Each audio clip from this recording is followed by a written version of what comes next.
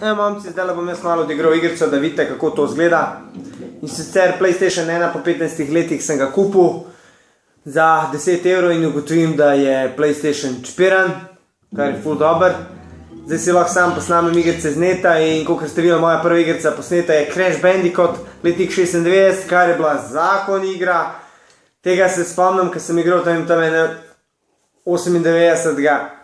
In takrat je to bila grafika konc. Pač res, da smo gledali, takrat smo igrali v bistvu na teh katodnih televizorjih, zdaj na LCD-ju se bolj pozna, v bistvu bolj te robove, ker LCD še poudar nepravilnosti, ampak nima veze. In evo ga, počelo je. Pač Crash Bandicoot je ena taka lisica, kaj sem, kvaj to. In pač hodaš in takrat za tiste čase je to bila revolucionarna grafika. 3D pa te fore, ne. In ti se kupljaš tukaj te jabolke in paziš na te razne rakovice in skačeš preko te jame. In pač njegova fora je, da on udarja, ko se pač obrača. In cela igra je sem pač, da ti skačeš, nabiraš te jabolke in to je to, in da priješ do konca.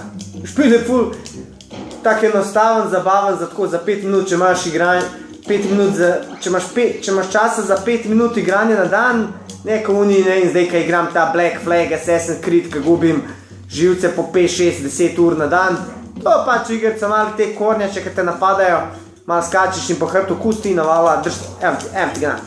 Kam zdaj pa benila? In pač Crash Bandicoot je taka ena zabavna igrica, kakor vidite, čisto easy. Muzika je zakon, res. Kar ne moram verjeti, ej.